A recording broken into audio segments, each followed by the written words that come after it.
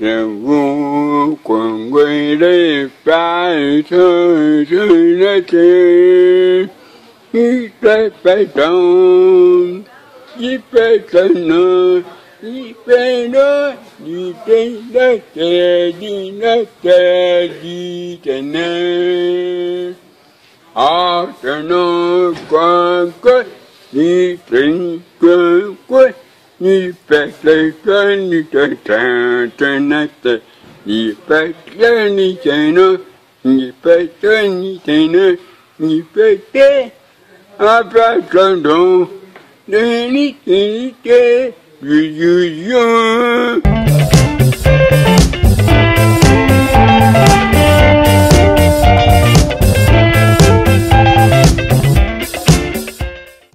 La caméra maintenant, vous avez un journaliste affecté comme permanent à MPCR. Bino muluka baya muluka bino MPCR dans la tina va MPCR information et MPCR dans la carte. Et puis sont aux autres MPCR les a wapi comme ça. Le 10 avril, parti politique ni dans le IDPS et ça qui dans mouvement. Au Bakangi Batuna. C'est le MPCR. Le MPCR a été victime. Il y a harcèlement. Bakangi combien? Bakangi 27 Nabukavu, dont le président fédéral, Jeff Moulou. Bakangi Bissou 2 Nangiringi Yawa, Nawenzabaya. Ils ont un débordement. Débordement, oui. Nana Salaki débordement. Ce beau ça va marche, Nabino. Nana Salaki débordement. Mais Bakangi est parti. Non.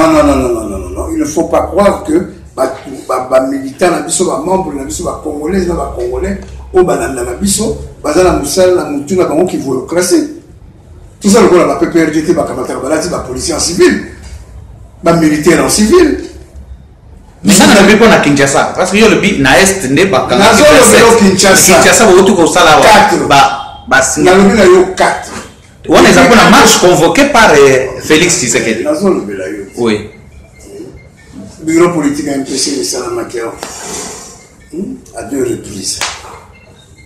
Pour être en activité, à l'instant d'un tozo le je crois, samedi, Interfoula Moto Ekoya, déjà ici, salut déjà, parce qu'à partir il y a samedi prochain, au Bandi Sikoyo, campagne d'adhésion à MPCR.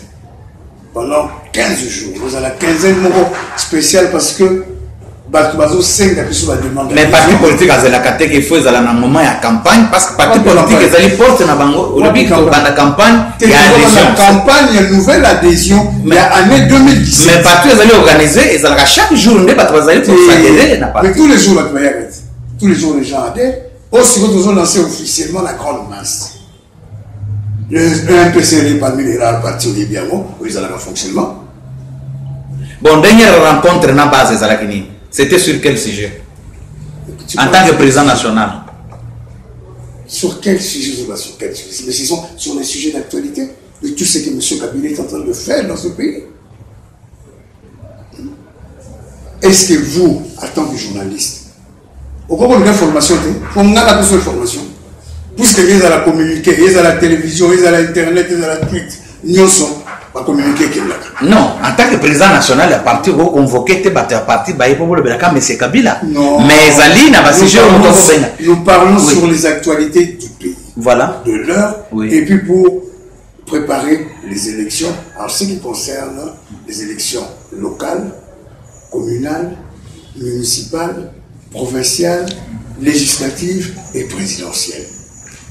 Parce que nous avons la surprise, lobby, et Luka, et Zala, oh, Bokende Bokebwe. Nga za toujours na mutu na ngai. Na makamuna mona na malumalu. Malumalu bagi na biso élection Zala. Batu biso ba chaki tembe. Ba kendekite. Ngoi mulu na bagi la même chose.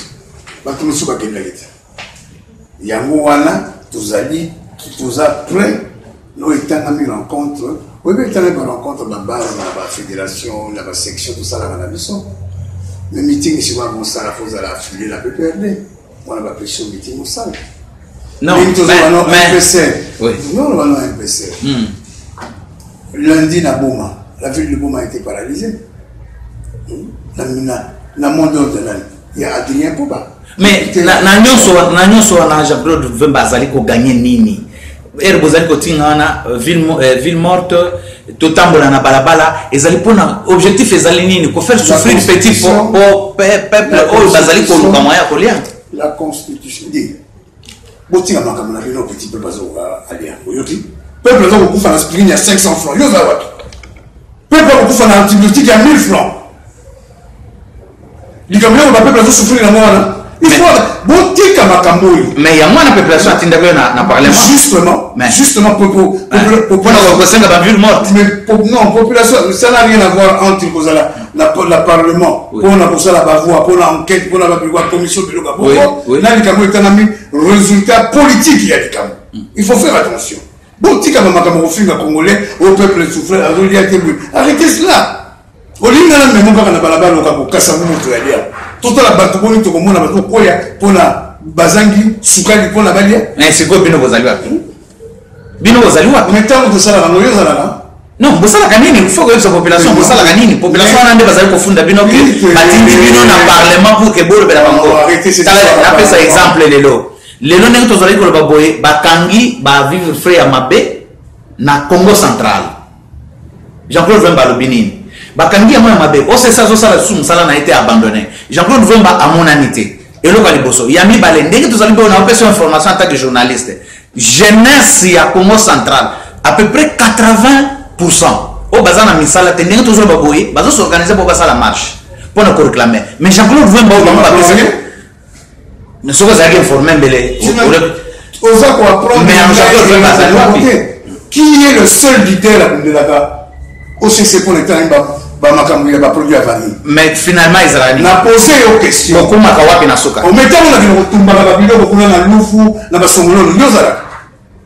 avant de venir quelque part, il faut les logs tout là partout dans Congo Mobimba. Nous allons varier ou bien surtout dans Congo central. Mais nasu ke zaranini. Bokani na bato na esili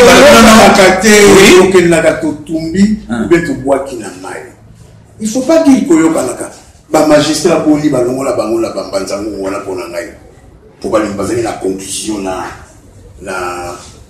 ba autorité politique et militaire policier ya mboko ba kotsa ba biloko zo utana ngola ana direction à l'ouf biloko ya mabe wana les gens comme le bela Jean-Claude Vemba na ba preuve na ngai tanga na biloko ba produit à value. Tu peux même pas parler de ça. Apparemment, Jean-Claude Vemba lembi parce qu'ils ont continué à côté de Mabé. Mais ils continuent à côté de beaucoup corruption. Tant que tu as oublié la corruption, Kanyaka, Namboko et Leki, tout ça le banc pour la ligne. Mais corruption, il fallait quand même na côté opposition, Binobo là que ça modèle, mais Binobo Bozindi na carte corruption. Mais là, dans la corruption. Mais Bozali. Bino opposition, si tout côté na Bino na Bozali Kozela. Mais tout le bel lelo, Jean-Claude Vemba, oh mutua yebani na mboka oyo. Na si ça mutuna comme ça na pèse autant. Jean-Claude Vemba yebani leloté. C'est un non. Na zo commission te parce que tu vandi na c'est un non. Jean-Claude Vemba zombongo leloté, azangi lupango té. Mais lelo Jean-Claude Vemba population bazali ko condamner que au commission entre Moïse Katumbi, on dit aux arana loko té. Na Moïse Katumbi mutakoti na opposition na Kabila mutako nyoko la mboka na za masimana.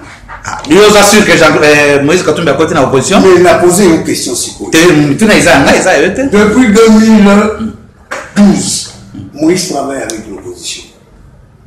Tant qu'il y a 3 pénalités, il travaille avec l'opposition. Moïse a amené un plus dans l'opposition. Un plus, Yannick.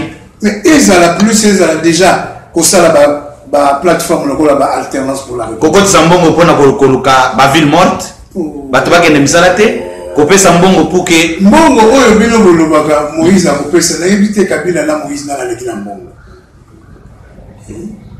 Parce que na landa kiona. Parce que non, na landa kiona itana mukemo ko lobi Moïse a kopé Sambongo na opposition.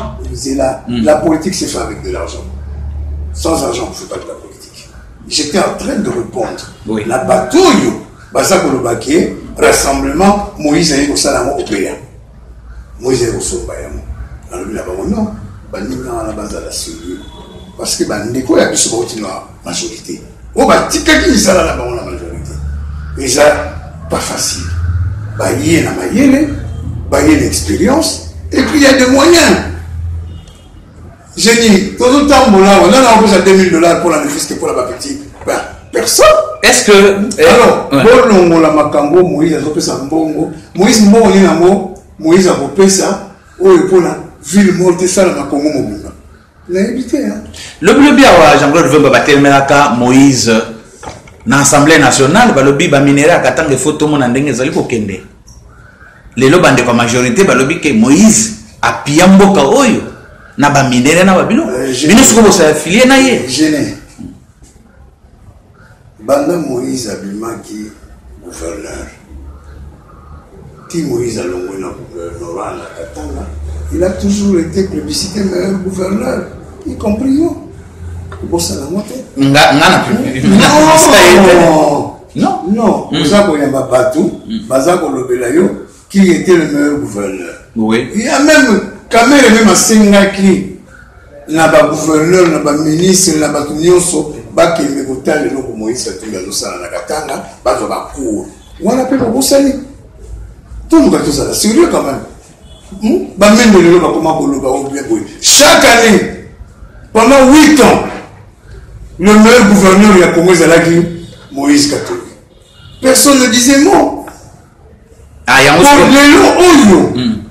pour Amoni que Kabila n'a pas respecté la constitution Ami Bendani parce que le problème c'est ça le problème c'est ça ok Moutaye pour la plaisir la Goya non opposition de Moutakota Kagona conviction na orientation mais donc à partir de ce moment oui tout le monde qui a quelque chose à voir avec le pouvoir à tous à contre le pouvoir pour le Moussala c'est existe mais na côté majorité bazolo baké Moïse aza toujours na bango parce que ndimaka te français kalomba balobaka bi kamere akozonga attaque ya kozonga nde balobi ke Moïse azali pion na bango ya majorité alors bino siko boko ko salé na no yoka teke o foi baza mutula bango de 3 ans et depuis voi baza en opposition depuis 97 voi basale lo il faut pas que nous parlions de la Babylone pour le service à l'enseignement de déformer la vie. Ok. Sauf que Moïse a qui n'a encore la majorité, il a Moïse la majorité. Il ne faut pas que nous parlions de la majorité de la Babylone et que nous parlions de l'opposant au rassemblement, ils ont Moïse, ils ont Moïse. Non. Mais quand il y a Moïse dans la partie politique. Mais les partis politiques ne sont représentés. Mais non, mais il n'a pas besoin de ça. Macron a la partie politique. Mais comment besoin appuyer Moutou à la partie politique? Non, parce que moi je suis congolais. Maman des congolaises. Papa azali la télévision là. Bakanga comment? Mais vous allez libre. Mais non, on peut ça exemple, Yannick, mais on peut cet exemple. Bah tout le monde va dire que ma tata la maman la maman va pas m'embrouiller. Net banane. Net banane. Net banane. Banane. Quand on dit les moutons dans la doute. Oui, bah ça na doute. Il y a Jean-Paul Fouemba. Il y a Moïse Katumbi, bah ça na doute que y a congolais te bidon. Moïse Katumbi. Katebe Katoto. Le nom de ma ministre. Yaya Naye. Aza congolais. Mais les qui n'ont congolais, et arrêtez vos balivards quand même, ils sont sérieux. Ceux qui vont continuer dans ma cambo et Mboka, bon, le babosa la boue, Jenny. Bon, comme Moussikati, parce que Mboko est tombé dans les étrangers, depuis l'arrivée à Fidel, ma ça va Rwandais, va Ougandais, va Burundais, va Érythréen. Et puis, je suis surpris, Moïse Katumbi, ma nationalité, il a comme une opposition. Quand on a la bino na PPRD, mais ceux qui n'ont pas PPRD va remarquer qu'ils ont pas voté. On a posé une question, yo, génie. Banda Karabouye, mais c'est quoi l'information bimite? Information, moi, ils en ont wapi. Information bimite. Arrêtez les choses. Sans qu'on ait comme ça, la bouya, on a dit à Bako qu'on a eu ça,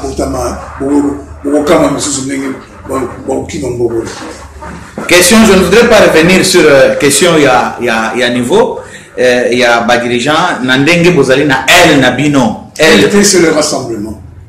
C'est ça, rassemblement elle Félix Tshisekedi. C'est le rassemblement. O bazali ko considérer pas bandeko ya Kasavu ba feriste Ndenge Bozali wana côté bino Bozali. Mabena bino zaliki babenga bino boya ko signer même awa wa signature les autres seulement. Il y a arrangement particulier. Boko kendete chef de l'état bengi bino na invitation bokei boyete bokende yé bateau va salir makambo. Et puis de toute façon dans la son en tant que député institution d'ambition, que ce soit le Sénat, que ce soit le Parlement, que ce soit l'Assemblée nationale, n'a pas été mêlé dans la négociation interdiocésaine. Qui a été le chef de file dans le dialogue interdiocésain? Ce n'est pas Félix Tshisekedi Tshilombo. Dans le cadre de rassemblement, est-ce qu'il a été invité? Combien de fois? Il y a comme le chef de l'État Mukanda que beaucoup d'années. Tant que mon zambo a bengi est-ce qu'il a oui. La interdiocésain. Tout le monde a qui le rôle de Kabila dans la société. Puisque Kabila n'a biso toujours la prolongation à mandat. Mais basangu ba biki non, tu es tique là yo. 98% biso de ça yango.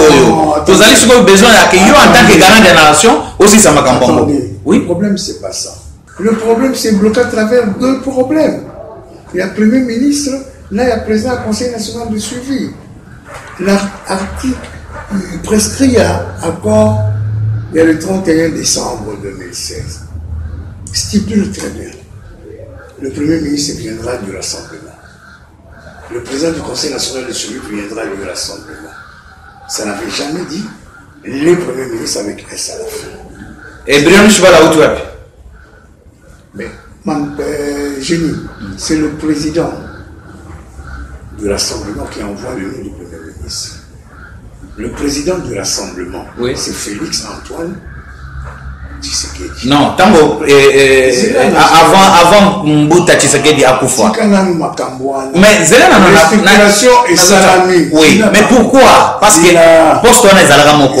Comment bien vous commissaire on y balait? Nous sommes pas nous justifier. Non. Rassemblement, na présent il y a comité des sages. Et ça fait que le président Tshisekedi a bandé pour incarner. Mais oui. Voilà. Mais ce qu'on dit, et comme il vous justifier que Pierre Numbi, parce que vous allez vous recevoir par recommandement, non, il y a Moïse. Makambo,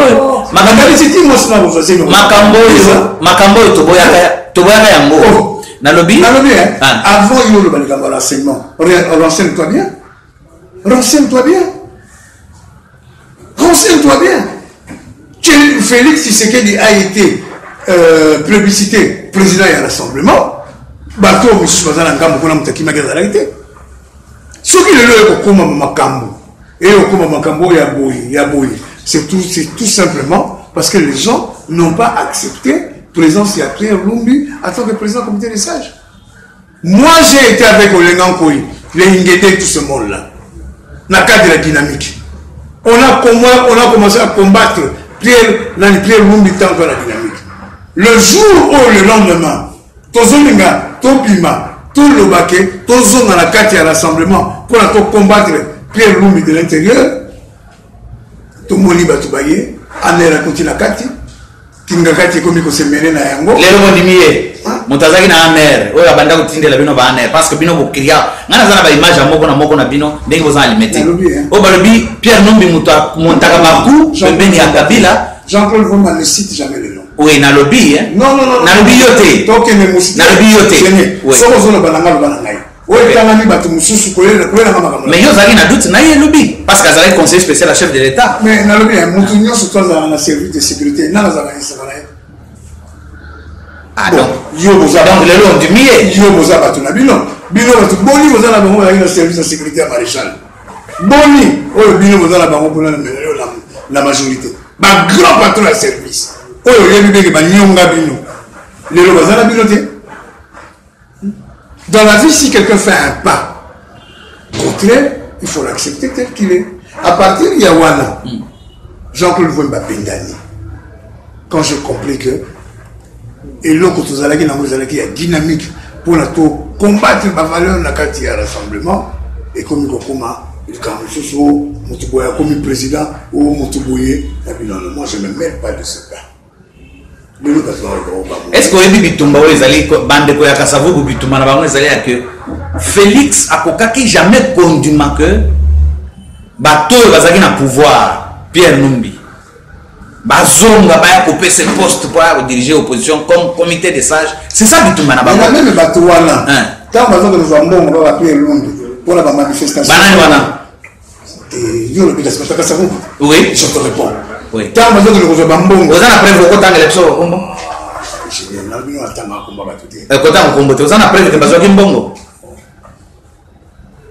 preuve ezali la lobby na yo oui tant bazonga nous mbongo pour la action pour la biloko boy pour la critique pour la manine ba ozona maboka banani tant bazonga na ba réunion pour la ko sala ba texte ba stratégie ba osala ngwa na siège la G7 awa en face ya cour d'ordre militaire hein voilà ce sont les choses les billes des athées la politique na sala ya peuple congolais atinga ndenga tinga la député nous dans la Casamance batinga la première fois deuxième bon accord bosignaki na ya 31 décembre pas basambo je suis en train de te le dire bosignaki te pour le gouvernement mauvais salema gouvernement ko sala mais Jean-Claude Mbazatin ba la le makambala boni là où je suis très bien en tant que député à Mboka dans celle de Mboka où est le problème? Mais pourquoi bino nyoso batamaye les boycotté bozali wana Moïse Katumbi ko bando manipuler bino ndendi wana continuer kana koma Moïse Katumbi to kokata pour nani parce que ndeko tena bino faible Moïse Katumbi n'est qu'un individu nous sommes à 70 millions d'habitants Moïse Katumbi est en train de dire Moïse mais bozo il a sali le konini dites-moi et le basali éviter o bataka so balobi azaki na pouvoir akoki jamais kokota na opposition les trois identité na ye ezali normalité ya mais bazala yaya na ye wana katebe katoto yaya ya Moïse avant de poser question vous pose pas la question tu l'as bon mais bazala katebe katoto bazala yaya Moïse Katumbité mais pourquoi vous voulez te balobi qu'il faut pas former non sokalinga a la responsabilité. Mais il a été 8 ans pendant gouverneur. 15e année en président de Mazembe. Mazembe joue la grande coupe d'Afrique haute zone ici soutenu. 8 ans bino gêné. Dans la télévision et pas la maman Nzouzi. Eux qui sont partout au Kenya. Quand on va sondage le point Zobima. Qui sont les meilleurs gouverneurs? Vital Kamerhe, président de l'Assemblée nationale en 2008. À qui fait le 30 juin. Alors, je demande à tous les ministres, tous les gouverneurs, Baya Boussala, apprentissage par Moïse Katumbi. Oui. Mais alors, dans la vie, il y a des autodidactes des autodidactes dans la vie. Et qui ne font plus que les lettrés. Pierre Belogovois, Premier ministre français, ministre économie, Agui machiniste. René Monory, ministre de l'économie nationale. Un grand, Agui garagiste. Les autres sont en Bokoyo. Bala va détruire Bokoyo. Que ce soit la banane. Ils ont un niveau à droit, il y a la transmission, il y a une retranscription, il y a une institution banane. Banane, c'était ma professeur d'université. Hein? Oh, que le lendemain de faire étudier la banque avec la sonne. Alors, Jean-Claude fait ma bolobi indegni pour le Cambo Italie. Réaction il y a 5 ans. Rendre à César ce qui est à César. Tant que vous avez un facilitateur, il y a affaire, mon con.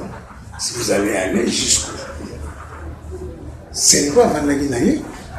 Bien, vous avez c'est quoi, parce que tant que vous avez un petit porté par Kodjo. C'est quoi, Vanaginaye? C'est quoi, aïe? Mais le gouvernement va dire quand même, Salim Moussa et Salami. Zila. Parce que le but est en poto. Zila, le gouvernement va dire, le ministre d'État chargé un peu, il y a budget sur le bagilo, présenté, il va ça autrement. Même dans la ministère, ils ne peuvent pas prendre plus de 3, 4, bon présenté. Arrêtez ces histoires. Bon, c'est quoi? Logique, c'est ça, le respect des textes. C'est ça la logique. Respect à texte. Je ne l'ose pas Barakat. J'espère que tu as signé un contrat avec Serge Kaim. Oui. Sauf que Serge a respecté le contrat avec Montego Zalaga. Non, vous allez parce que vous respectez le contrat. Bon, si Koyo, M. Kabila va respecter le contrat. Contrat Zagni. Tobimina, toqué un arrangement particulier. Pour là, tout ça, que ce soit le Premier ministre, que ce soit le président du Conseil national de suivi. Et ça, la météo.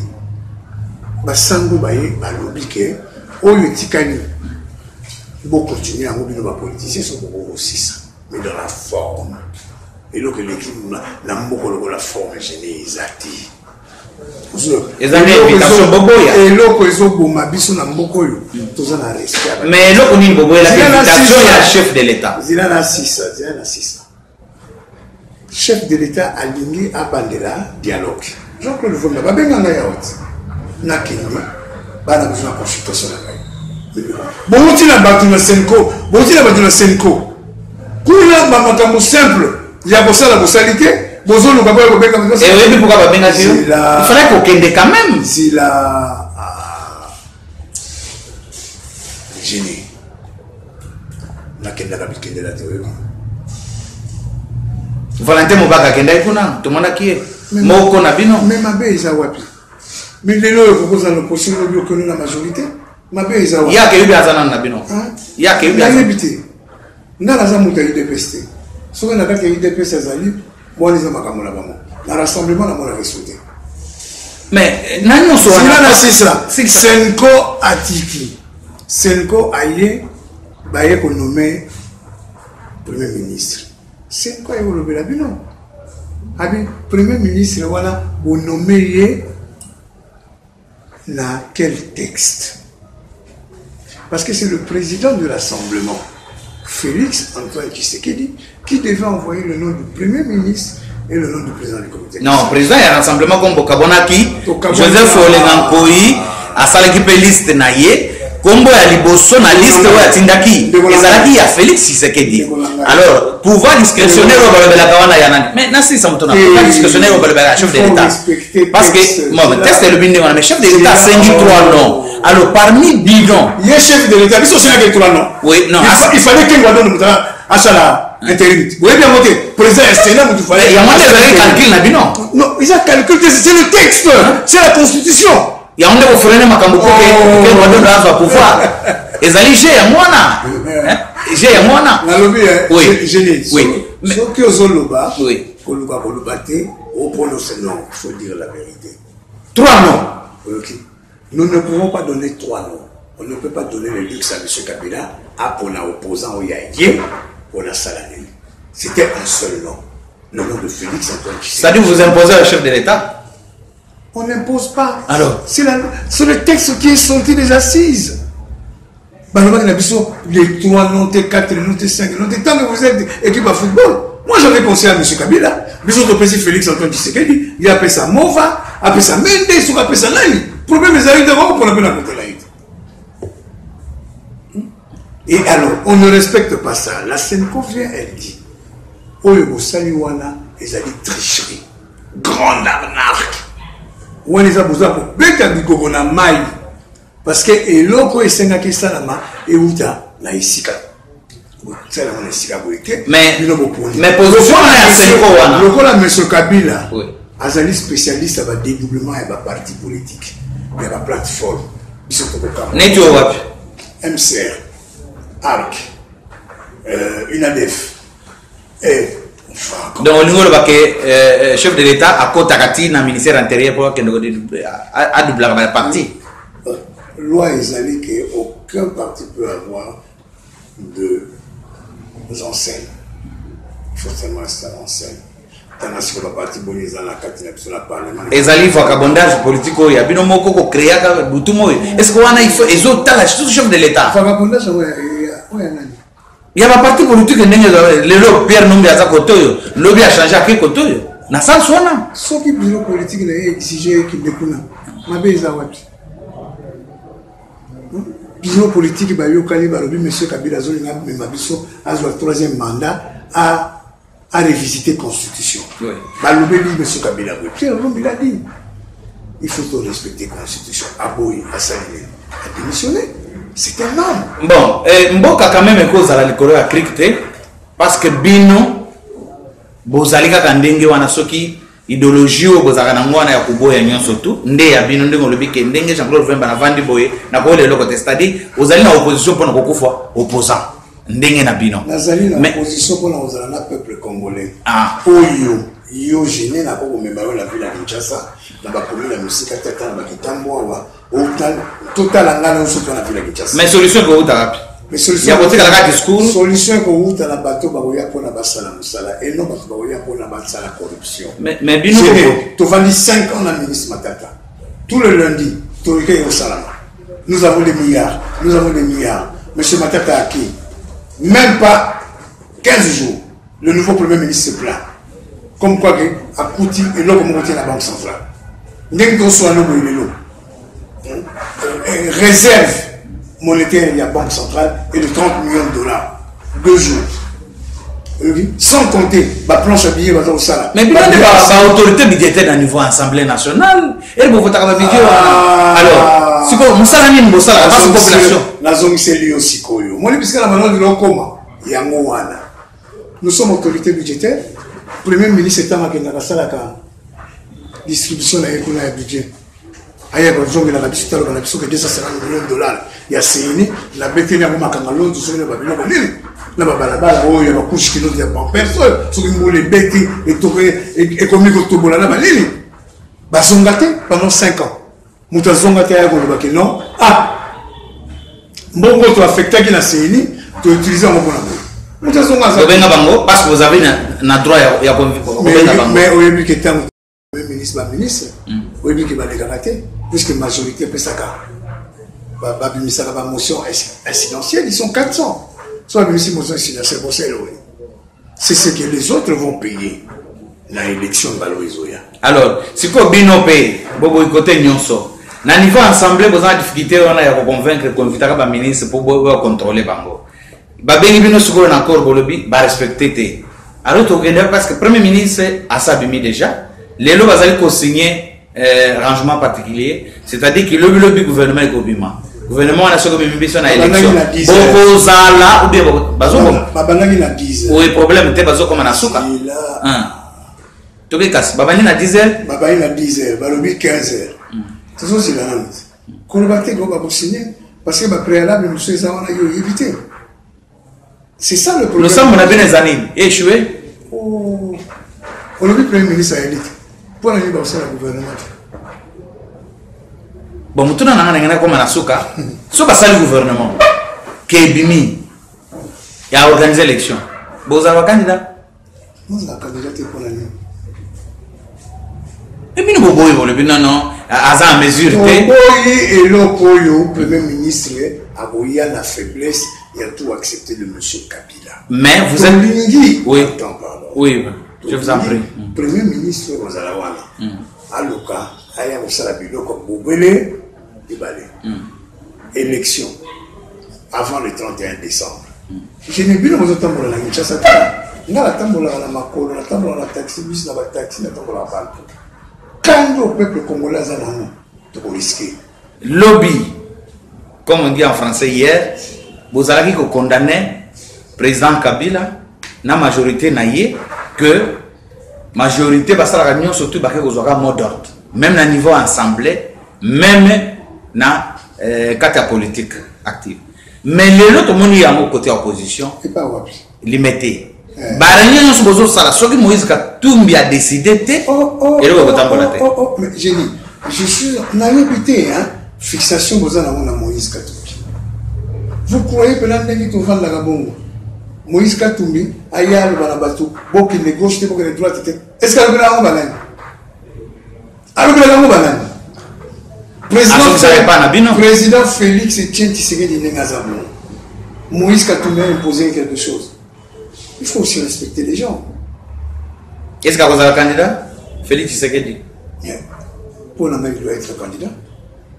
Tout comme il propose un candidat. Tu pour nayo, mais décision est dominante. Mais dans le bien, ce qui président Etienne Tshisekedi, à l'objet vous avez un candidat. Problème est à quelle place n'a été pas Moïse? Vous avez peine à respecter la battue. Donc, à la fin, non, je commence à comprendre que Moïse Katumbi a un 6e chantier en Bokoyo. Et à la base, il a mis le basé millier. Ils ont la balle à la bino bakoué na classe. Ils ont 5 classes sangi na école wana yi. Non. Mais vous avez essayé au lieu de alors avec ça vous avez que mutuana à cause de la leader il y a opposition parce que azana bakté. Azana brevet kaka il y a cours technique. Mais tout vous le nyos vous avez essayé mayele on a nyos. Gêné. Comment vous pouvez vous contredire comme ça dans une émission? Moïse, Moutaza va imposer. Moïse, Moutaza va salaboui. Moïse, Moutaza va salaboui. Bah, nous tous sur le bio, Azala certificat Gaga, il y a 6e année primaire. Il y a mécanique. Il y a mécanique. Moyen, c'est la même personne. Azala Zoba, Azala certificat mécanique, mais Azala va imposer toutes les crèmes intellectuelles de l'opposition de Zawana. Mais Moïse n'a pas commencé aujourd'hui dans l'opposition. Quand Moïse a décidé d'aller voir le président Tshisekedi pour la kata cordon ombilical entre l'UDPS et la majorité. C'est à ce moment-là que vous question à Soka. Zina na 6 oui. Jeval na Salaya. C'est le président Etienne Tshisekedi qui a eu l'idée de faire Jeval. Moïse appelle Simbongo. Mais au moins quelqu'un a joué Mbongo avec servir le peuple congolais pour que ça rassemblement. Chose à nous au salon. En ce mandat voté.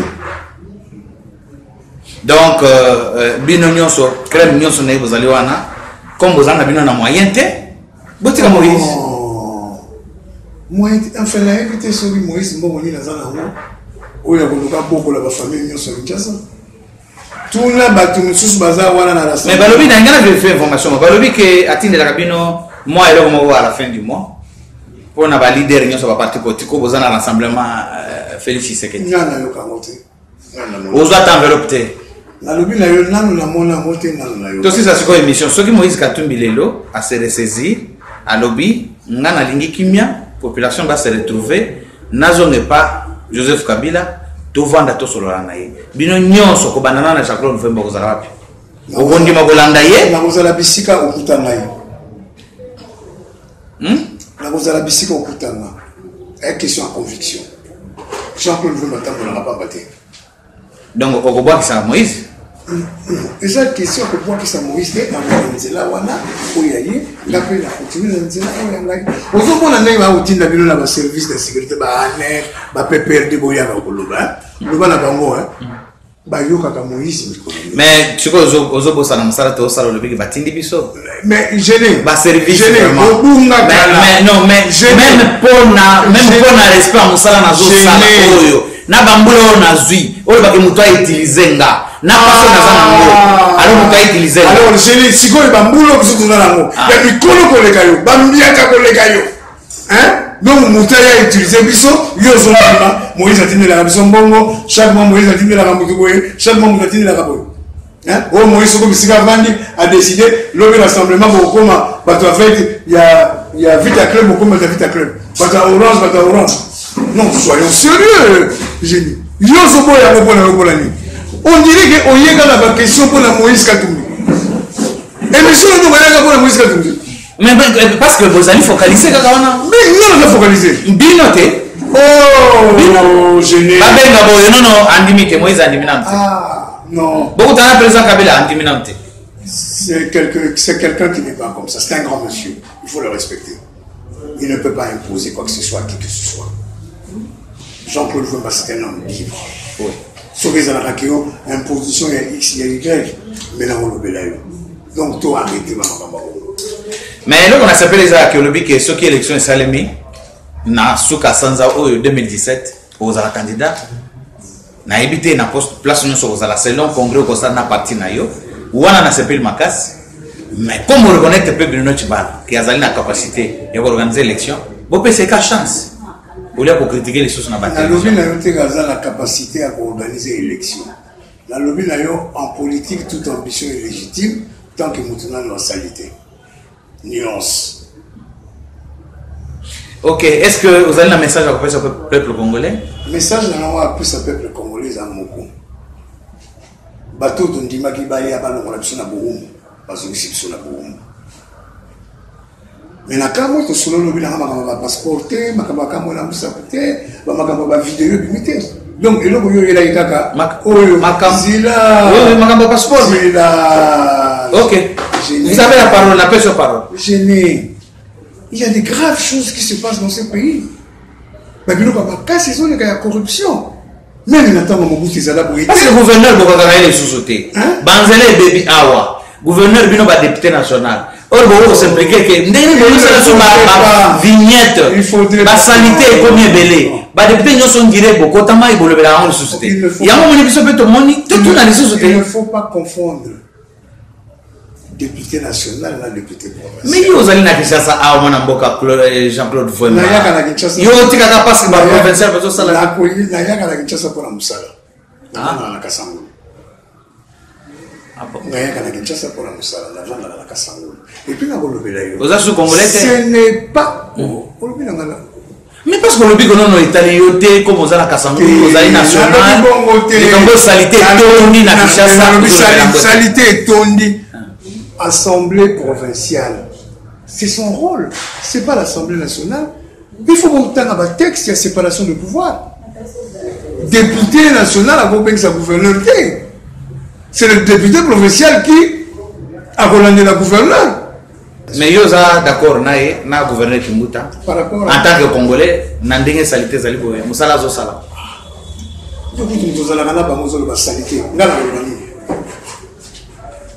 Otuna ki question moko abande goli misanga olobi makamba passeport makamba passeport sale nini to c'est sa mission ah mais soko le mito kati OK ne ozonga otuna ngo parce que yo mutu yaki pona mituna ngala bana ko pesa mituna na banza ke c'est sans commentaire ndenge to lobaka to pesi merci na bande nyonso oyo bazali ko landa so partout et tokutani mbarasima.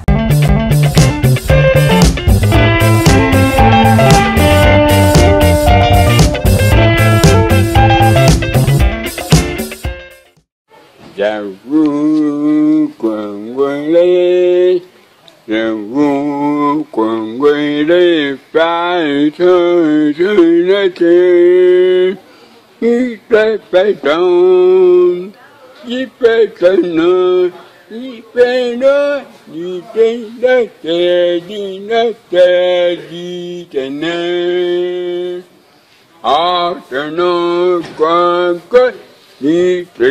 que ni pète ni te ni pète ni tena ni pète ni tena ni pète après ton don ni